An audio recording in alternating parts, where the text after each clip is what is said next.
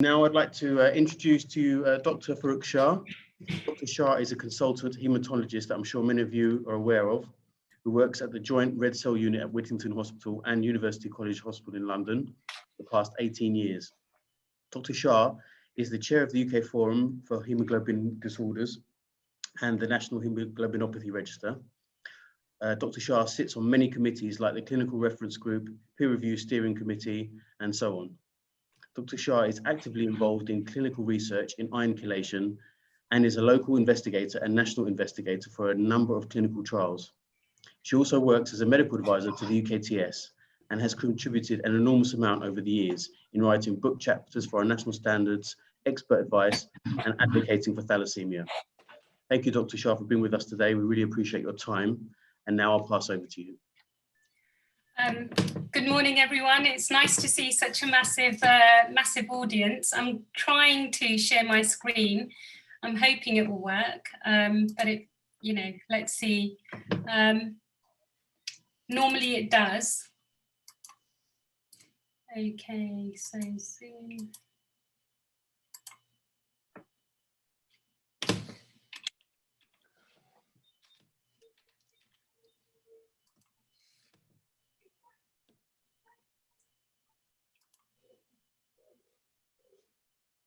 Okay, Zoom will not be able to record the contents of your screen until it is quit. So I'm really sorry, I'm going to have to go out and come back in, if that's okay.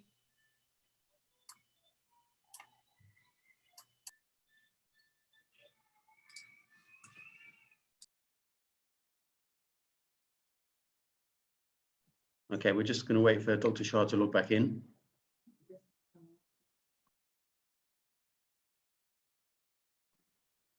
If anyone has any questions, obviously you can put it on Slido. The code is 502946, or obviously in the chat.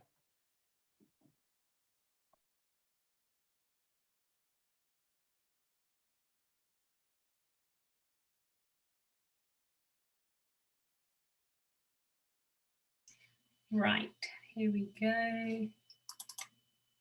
Right, can you see my talk? Cool. Okay, right. So I'm going to be talking about growing older with thalassemia, and I think growing older is basically a life journey. So I'm going to start with young people and then move over to older people.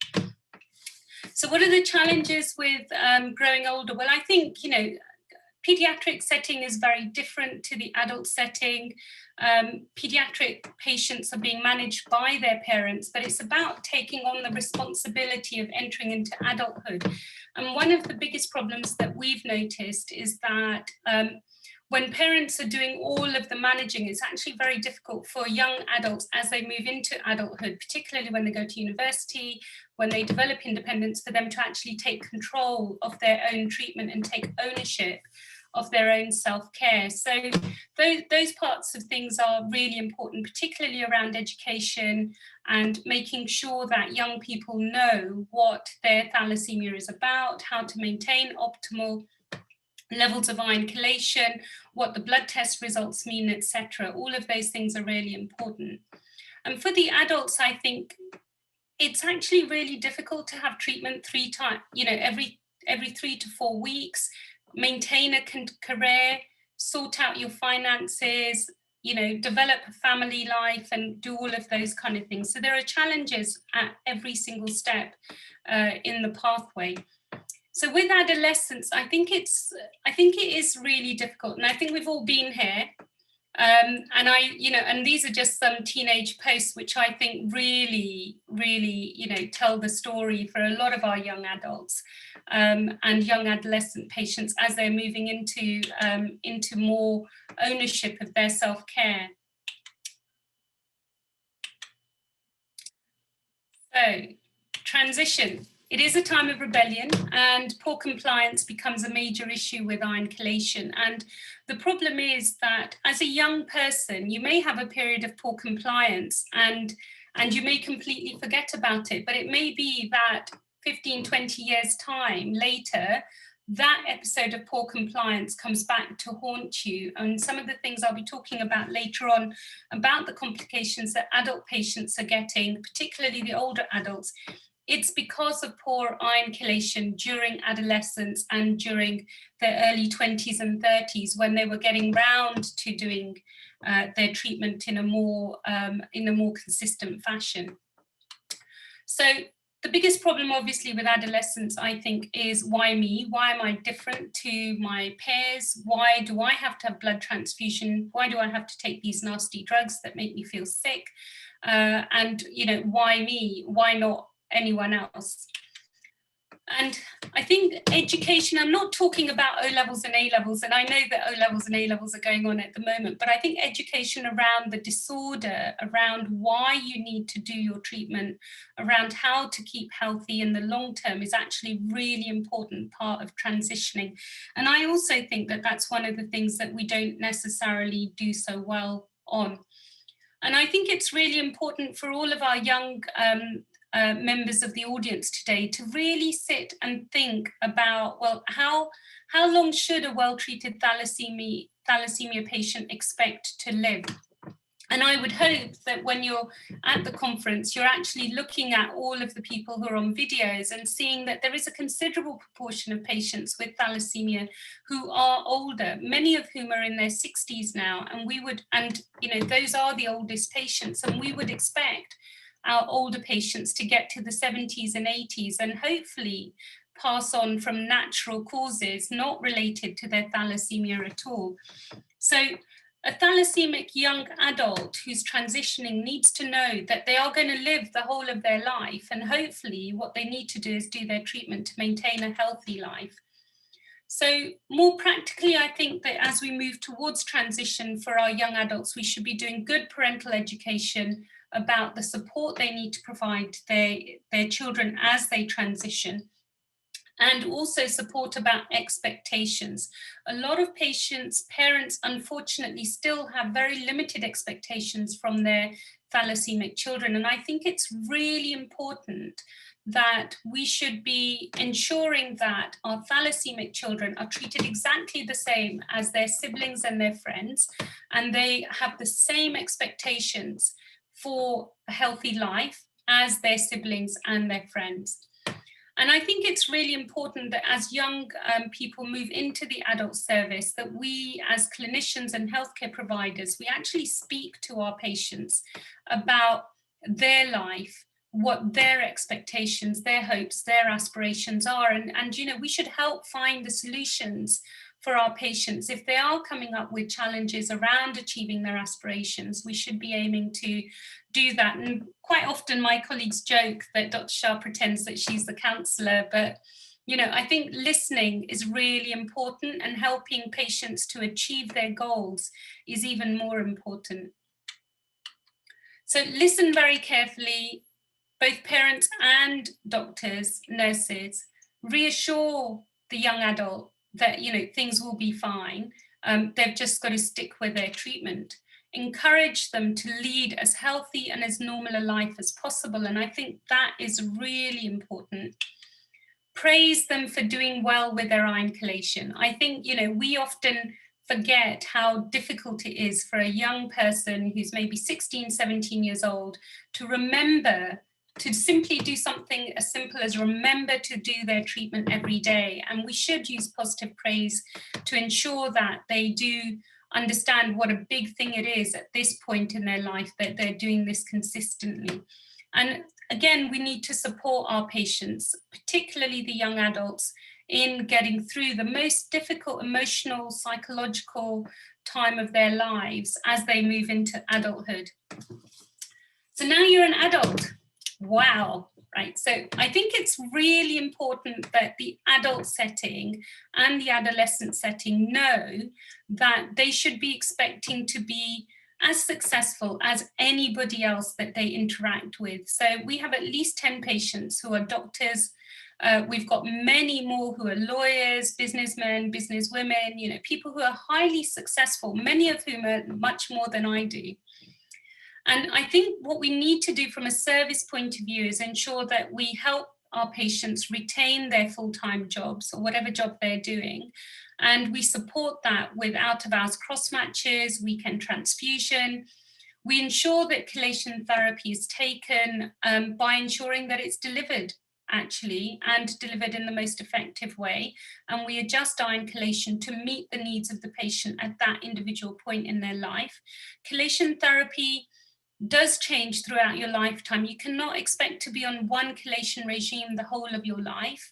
And most patients will need to switch chelation therapy during various time points. For example, going into fertility, going into pregnancy, all of these things will require engagement around what to do with chelation. And we need to be aiming to build supportive and progressive services which meet the needs of our patients rather than necessarily the needs of the service providers. So what I think is really important, and I think everybody needs to know, is that there has been a consistent decline in mortality in patients with thalassemia, and that's because we're providing better healthcare, which is more driven towards the needs of the patient. And this is data from the Greek registry. And in the UK, I think the most important thing here on this slide is the fact that MRI scanning has absolutely revolutionized clinical outcomes for patients. And as a direct result of that, we are no longer seeing patients dying from heart failure and cardiac iron overload. But there are lots of complications that our thalassemia patients can get, and some of them are because of poor episodes of iron chelation, and some of them are just related to the underlying disorder. So I'm going to run through the complications fairly quickly. Cardiac iron overload, we have, as a result of the MRI scans, seen a very significant reduction in the number of patients with severe iron overload over time. And that is because we now know that if we monitor our patients, we pick up iron overload quickly, we intensify chelation, patients do very well. I think what is really important here is this cohort of patients with mild to moderate or severe iron overload. These patients have got iron overload. That iron overload will go out of the heart and they'll be free of iron overload. But 10, 20, 30 years later, they may develop cardiac complications because of this episode of poor iron chelation when they got iron in their heart. So, compliance is everything from an iron chelation point of view for preventing cardiac complications. All of your drugs, every single regime, we're talking about Desferal, XJ, Feriprox, and combination therapies, they all are really effective at clearing iron from the heart and from the liver. The issue is, do you take your treatment or not? And what you can see here is that people with suboptimal compliance have got less improvement in the iron, and people with optimal compliance have got much more significant improvement in the iron. And this holds true across both liver and heart iron in the population as a group. So what complications can you get later on because of iron overload in the heart, maybe 10, 15 years earlier? Well, cardiac arrhythmias are the problem that we worry about the most.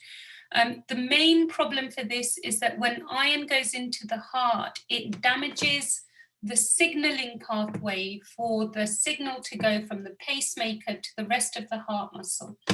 And once that nerve pathway is damaged, you can, when you're older, when there's a bit more scarring there, go into an abnormal heart rhythm. And the commonest one is atrial fibrillation. Now, atrial fibrillation is a real problem. A lot of our patients, about half of the patients who are over the age of 40 have got atrial fibrillation. Many of our patients now need to take blood thinning therapy to prevent strokes as a consequence of that. And some patients can get more serious abnormal heart rhythms. So atrial fibrillation is unpleasant and can make you feel unwell, but generally atrial fibrillation doesn't kill people, but more serious abnormal heart rhythms can kill people. And it's really important to try and prevent cardiac iron load from happening in the first place so that you don't get problems with atrial fibrillation later on.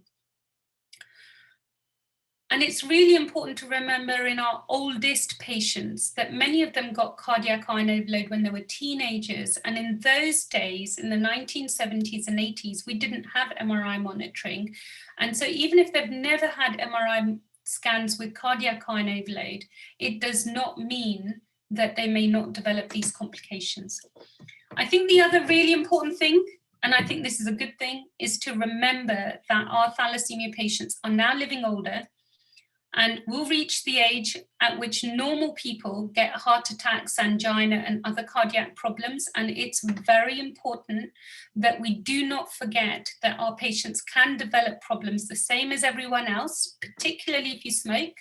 And we need to be vigilant for those complications as well. Now, vascular complications, thalassemia is a prothrombotic state. A prothrombotic state is basically a state where you're at increased risk of developing clotting problems. And the overall incidence of clotting problems in the thalassemia population is about 1.6%, but it's not massive, but it is there.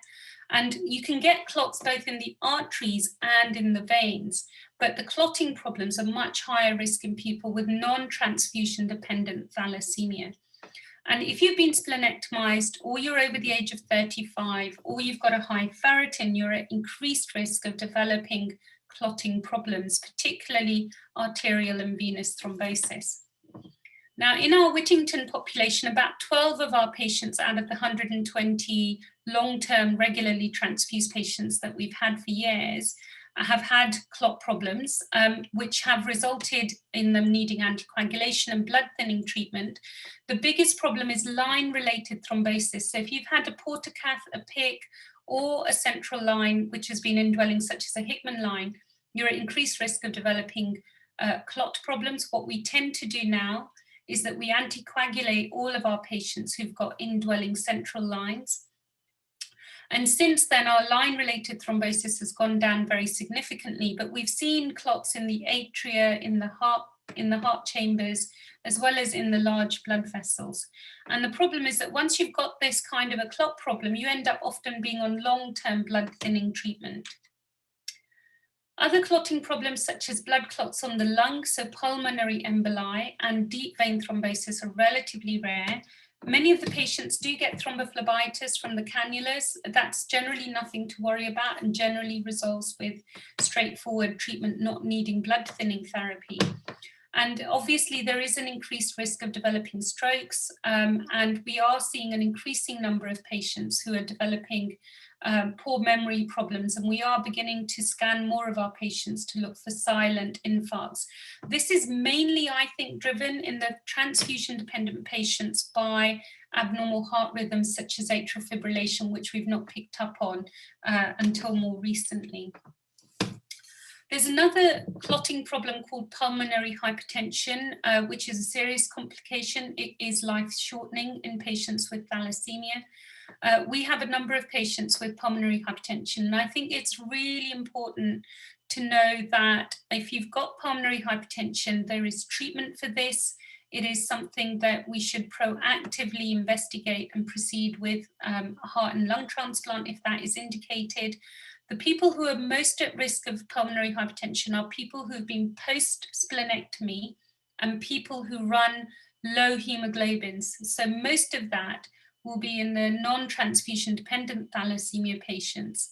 But in a thalassemia major patient, if you are running hemoglobins in the 80s and you've had your spleen removed, then you are potentially going to be at a higher risk of developing pulmonary hypertension. And what we tend to do with post-splenectomized patients is to ensure that we keep the hemoglobin above 100 for the vast majority. And this is just a graph showing data from another study looking at splenectomized versus non-splenectomized patients and the prevalence of pulmonary hypertension, and there is an increased incidence. So one of the commonest problems that patients complain about to me is gastrointestinal problems. And it's important for us to remember that people with thalassemia can develop normal problems the same as me or anyone else. For example, fatty liver disease and problems in the liver related to lifestyle, such as excess alcohol. Chelation itself can cause side effects, nausea, vomiting, diarrhea, and we know that there is an increased incidence of gastrointestinal ulceration, so ulcers in the stomach, and gastrointestinal bleeding in people with thalassemia, particularly as a consequence of iron chelation therapy. We know that too much iron can damage the pancreas, and the pancreas itself makes enzymes that help you digest your food, and you can develop a condition called pancreatic exocrine insufficiency, and patients typically will present with unexplained weight loss and diarrhea if that is a problem. And that's actually fairly easy to treat with tablets which replace pancreatic enzymes such as creon. And we know that excess iron in the liver can cause liver cirrhosis and increase the risk of liver cancer. And we know that hepatitis from infections, B or C, can cause liver cirrhosis and liver cancer quite often after decades. We know that liver problems are becoming much more prevalent in the thalassemia population, and this is data from the Greek data set, from the Greek registry, showing that there's an increased risk of liver problems and a reducing risk of cardiac problems. And hepatocellular carcinomas, that's cancer of the liver, yearly incidence about 3% in people with hemochromatosis. That's a condition where you develop iron overload but don't need blood transfusion. So iron overloaded thalassemia patients we would expect will have a similar incidence. We know that hepatocellular carcinoma is associated with increased morbidity and mortality in patients. And the problem is that patients are often asymptomatic with heavy iron overload, and patients often don't take treatment even with heavy iron overload. And that then increases the risk of the liver cancer developing. So what we recommend for patients is that anyone who's ever had a liver biopsy with evidence of fibrosis or cirrhosis should be on surveillance for hepatocellular carcinoma. And we recommend 6 monthly ultrasound scans and an endoscopy once a year. And any patients with severe iron overload at any time in the past should be tested to identify fibrosis or cirrhosis using a FibroScan or other method. And if they are found to have cirrhosis or significant fibrosis, they should start surveillance. So I'm now going to talk about endocrine problems in the thal patients. Our older thal major patients were often chelated later and at lower doses. And I think this is a really important thing for everybody to remember. This does not mean that our well-treated thalassemia patients who are in their 15, 20, 25-year age group are going to develop these problems. This is mainly to do with the fact that many of our older patients never got iron chelation until they were well into their teenage years because iron chelation drugs weren't available. And many of our patients had severe iron overload, which was present for many, many years, and we're now seeing problems coming to light. So what we see endocrinopathy-wise in the thalassemia population is that a lot of our patients have got poor functioning of their gonads. So that's hypogonadism, when you don't make the hormones that help your gonads to work. A lot of our patients develop diabetes, but hypoparathyroidism and hypothyroidism are also common. This is just the Whittington thalassemia patients, and we looked at our patients, and what you can see is that many of our patients have got significant problems with diabetes and hypogonadism. And if you look here at this is the graph table for the graph that I've just shown you before. About 41% of our older thalassemia patients, 48% of our oldest thalassemia patients are diabetic, and a significant proportion of our patients who are in the older age group have got impaired glucose tolerance. Therefore, they are pre-diabetic. Another problem that we're seeing in our oldest thalassemia patients, and this is very much our oldest thalassemia patients, and you can see here, is that people in their 30s and 40s and 50s is growth hormone deficiency. And that can typically present with unexplained tiredness. And we are looking at this now more rigorously in our thalassemia population to try and identify what is actually going on and to develop treatments for that. I think one of the things that we forget is that in our hypogonadal females, that they should reach menopause at the same age as everyone else, but obviously we're giving them drugs for them to have their periods, And that means that at some point we should be thinking about stopping those pills so that they achieve a biological menopause. So if you are on HRT, you should aim to achieve menopause at the normal age, which is around about the age of 50.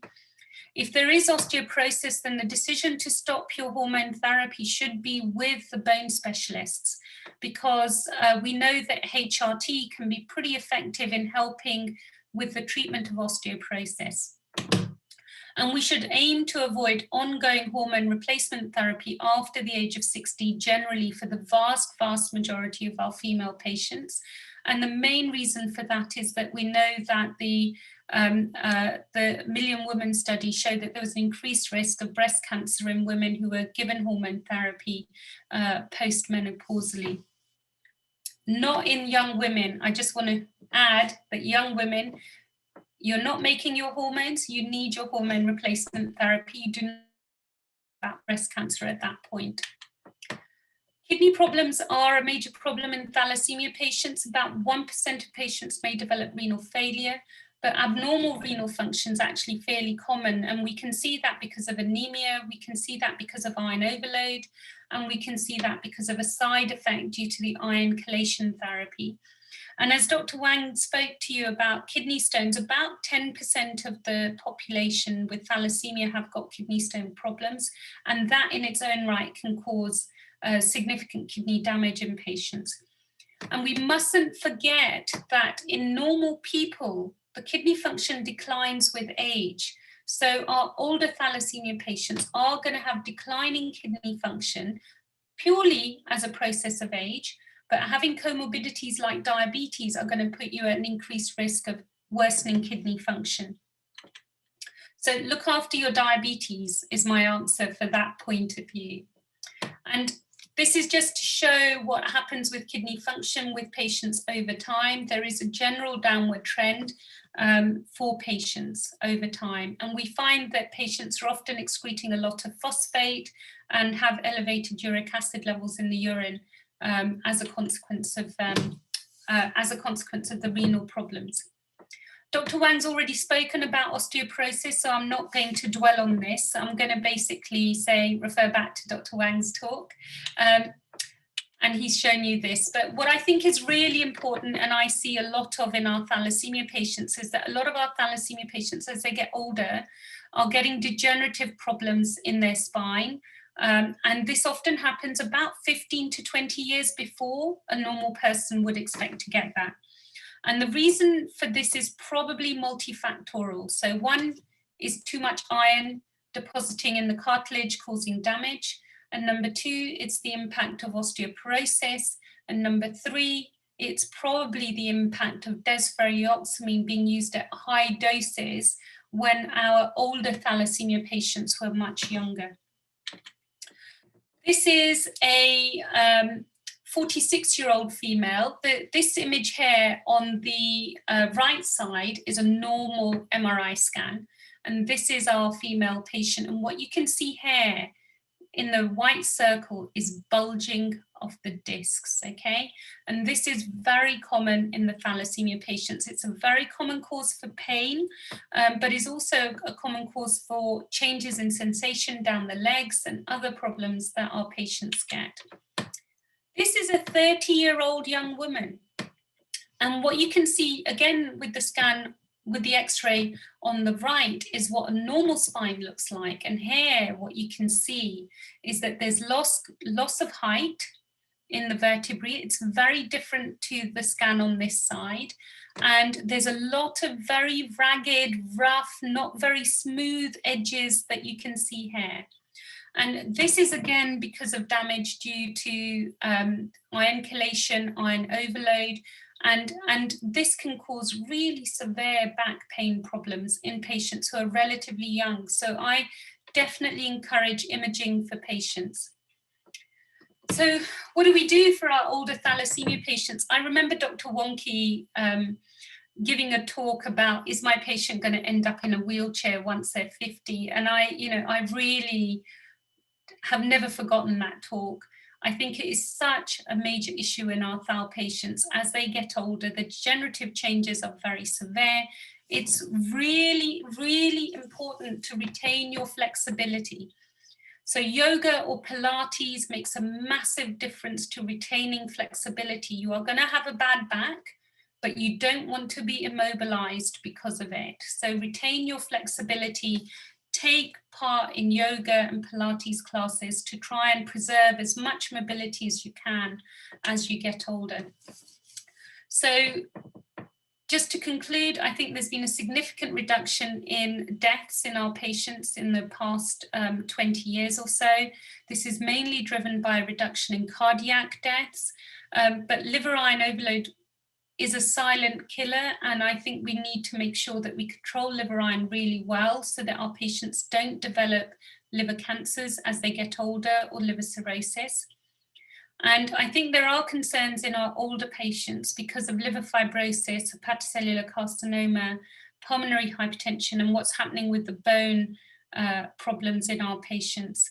And I think that iron chelation therapy, optimally used with well-controlled iron burden, should hopefully prevent a lot of these problems from developing in the first place. So thank you all very much. And I'm happy to answer questions. Dr. Shah, thank you very much. That was a very, very, very good presentation. So let's open up for questions. I'm sure a lot of people will have a few things to ask you. I have a question, for example, are cardio issues reversible if you improve your iron levels? Cardiac iron overload, so that's iron in the heart with a low T2 start, totally reversible. Heart failure, if we catch it early, totally reversible.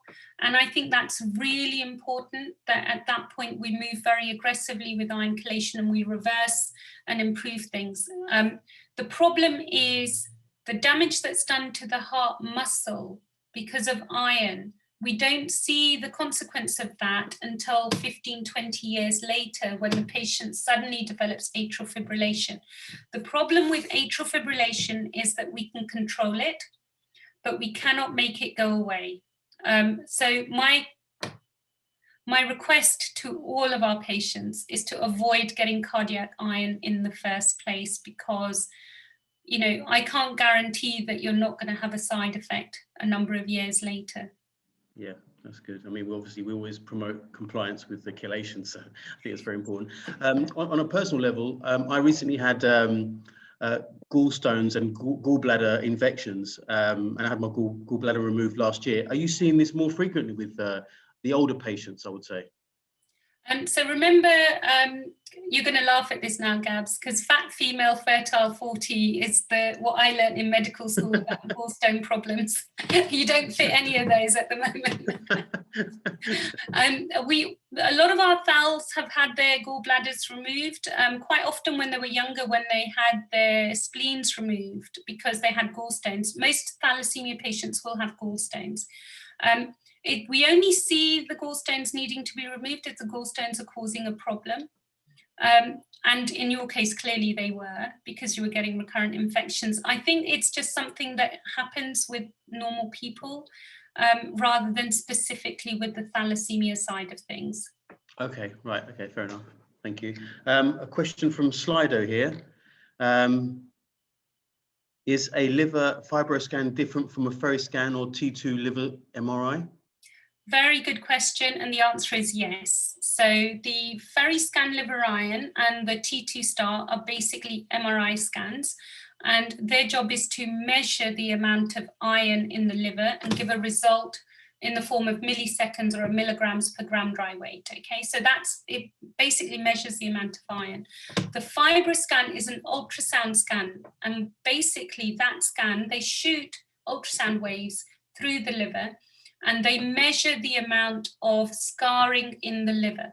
So that will tell you if there is liver cirrhosis or liver cirrhosis, fibrosis as a consequence of the iron overload. So it's a really important test to have done for patients. You may only need it once, but for the older thalassemia patients, particularly those with a history of heavy iron overload or scarring, we'll do it more regularly. But they're very different tests, they give very different results, and they all have their role. Thank you. Another question on Slido from a member. I'm worried that after all my efforts with iron chelation, the issues I'm facing now could possibly, I could possibly end up in a wheelchair or have like spine or feet issues. Is there something you can comment there?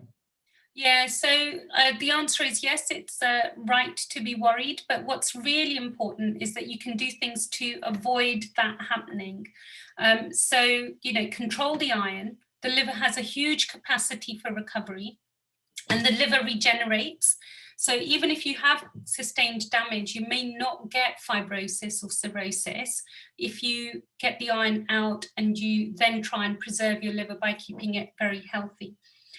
So damage from that side of things, I think, just try and optimize things from a spine point of view, from a degenerative point of view.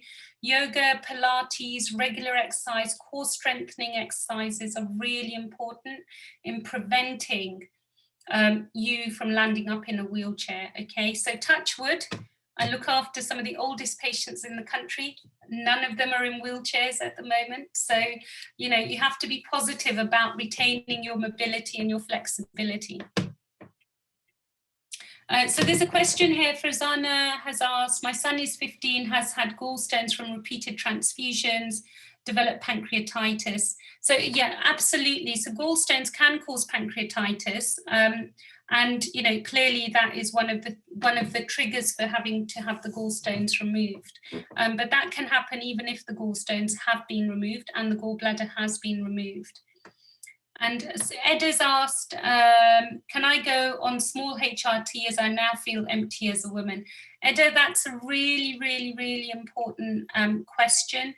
I think that if you are running into side effects after menopause, that needs to be discussed with the hormone doctors. And some patients do go on to HRT. Normal people, normal women after menopause can go back onto HRT because of these kind of symptoms.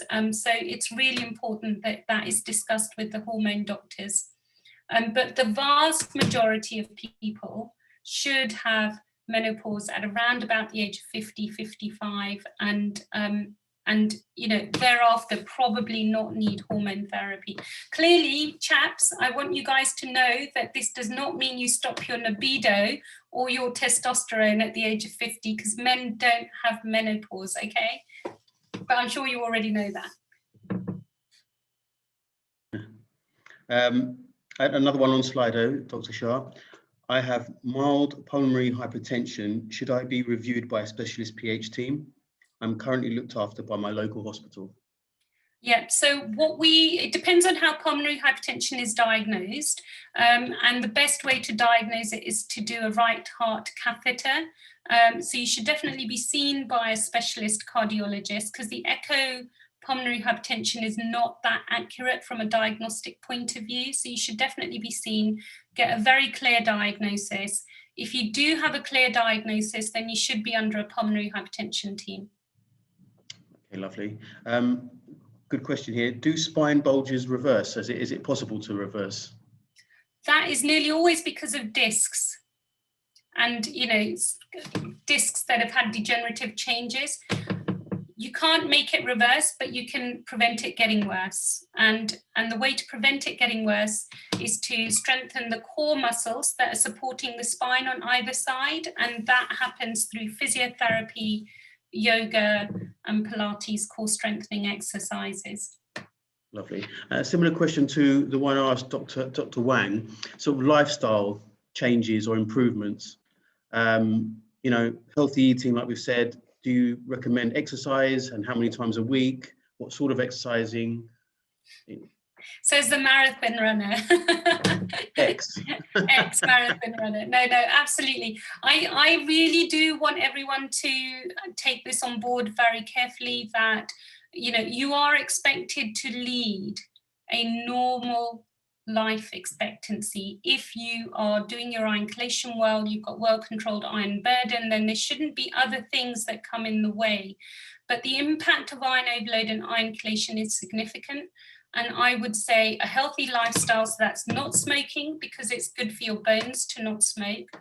Regular exercise, because it strengthens the muscles around your spine and prevents you developing the problems with the slipped discs and the degenerative changes and all of those kind of things, and at least prevents you from reducing your mobility because of those, are really, really important things. And, you know, a lot of our patients have got fatty liver disease from eating takeout.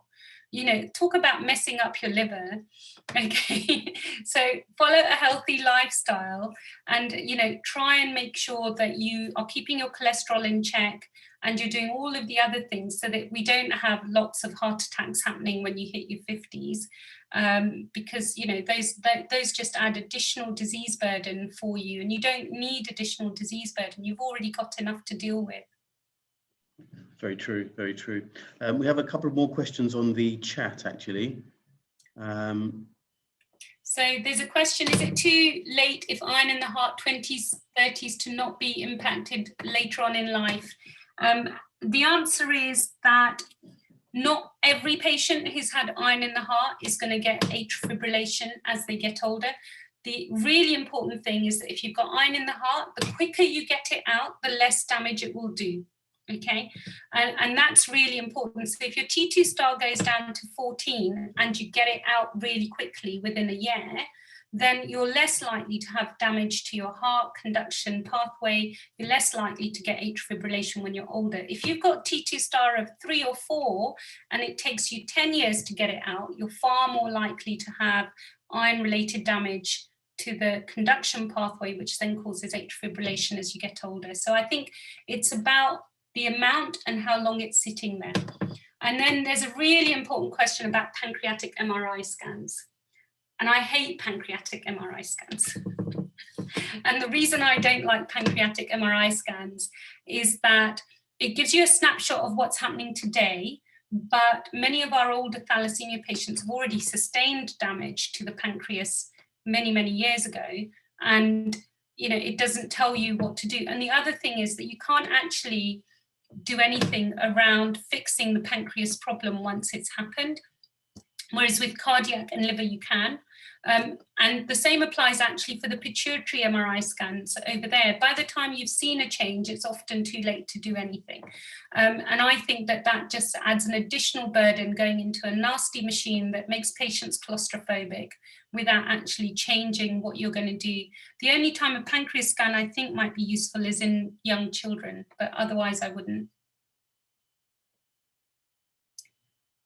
And Jane's put a comment, you can still have AF irrespective of iron overload. 100%, a lot of older people get atrial fibrillation, which has got nothing to do with iron, but they generally tend to get atrial fibrillation in their 60s and 70s, whereas we're seeing atrial fibrillation in our patients who are in their 40s. So in the thal population, it's nearly always related to previous iron damage and atrial fibrillation developing about 20 years earlier than it should have. Question from Nikki. And then I think this is probably the last question, otherwise I'm going to end up overtaking the other sessions, isn't it? So Nikki's asked a question, should women in their 40s be on estrogen hormones or progesterone only is sufficient? I think what's really important to remember is what normal women produce. Normal women produce estrogen and progesterone, and that's how they menstruate. And when we are replacing hormones in our female thalassemia patients, we should be aiming to replace exactly the same as a normal woman has replaced, which means estrogen and progesterone. Progesterone on its own is good for contraception, but estrogen and progesterone should be replaced. Okay. Dr. Shah, thank you so much for your time. We really appreciate it. No problem. Enjoy the rest of your Sunday now. Thank you so much.